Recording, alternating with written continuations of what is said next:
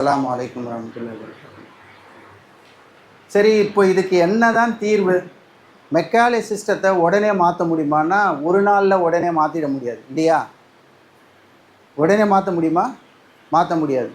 ஆகவே மெக்காலே சிஸ்டத்தை நம்ம மாற்ற முடியாது. ஏன்னா நானும் அந்த ட்ராப்பில் தான் இருக்கேன், என்னுடைய பசங்களும் என்னுடைய வீட்டில் இருக்கவங்களும் அந்த அந்த ட்ராப்பில் தான் இருக்கும்.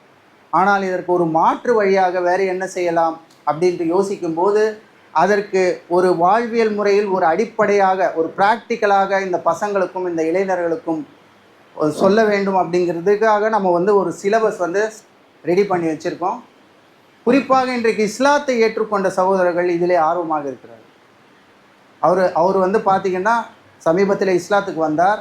இப்படி நினச்சா கார் வாங்கலாம். அவர்கிட்ட கேட்குறவங்க போயிட்டு, ஏன் பாய் நீங்கள் கார் வாங்கிக்க வேண்டியது தானே? ஏங்க பஸ்ஸு இருக்குது, ஆட்டோ இருக்குது, ரேபிட்டோ இருக்குது, எல்லாமே இருக்குது.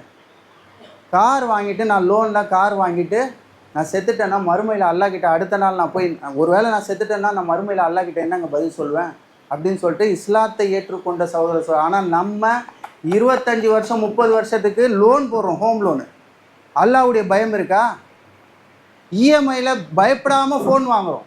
ஆப்பிள் ஃபோனை சம்பாத்தியத்துக்கு போன உடனே சொல்கிறான் பையன், ஆப்பிள் ஃபோன் வாங்குறேன்.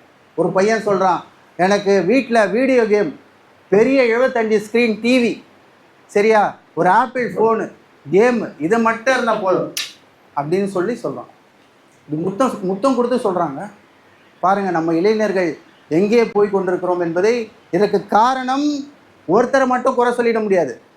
ஒருத்தரை மட்டும் நாமளும் காரணம், பெற்றோர்களும் காரணம், சமுதாயமும் காரணம். ஏன்னா வேறு மாற்று திட்டத்தையே நீங்கள் கொடுக்கலையே. கொடுத்தா தானே வாங்க போவான். ஆகவே அதன் அடிப்படையில் ஒரு சிலபஸை நாம் ரெடி பண்ணியிருக்கோம். அது இன்ஷா அல்லாஹ் அது இம்ப்ளிமெண்ட் ஆகி நல்லபடியாக பெருங்குடியில் போயிருக்கு. இங்கே இருக்கிற நிர்வாகிகள் எங்களுக்கு அந்த ப்ராஜெக்டை பற்றி நம்ம பேசும்போது அவங்க இதற்கு இடம் அளித்துள்ளார்கள்.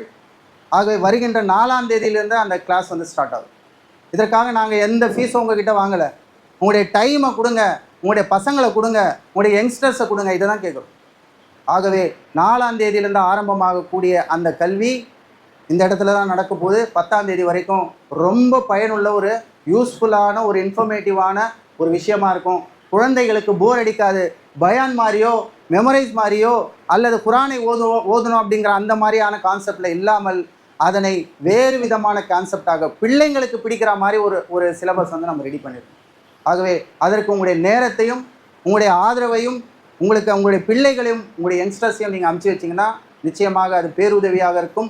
மேலும் அதற்காக நீங்கள் அந்த சகோதரர்களுக்காக துவா செய்யுங்கள். இது மேன்மேலும் வளரணும். இது எல்லா மக்களுக்கும், குறிப்பாக இப்போ இருக்கிற இளைஞர்களுக்கும் குழந்தைகளுக்கும் அந்த விஷயங்கள்லாம் போய் சேரணும் என்று சொல்லிக்கொண்டு வாய்ப்பளித்த இறைவனுக்கு நன்றி கூறியவனாக எனது உரையை முடித்துக் கொள்கிறேன்.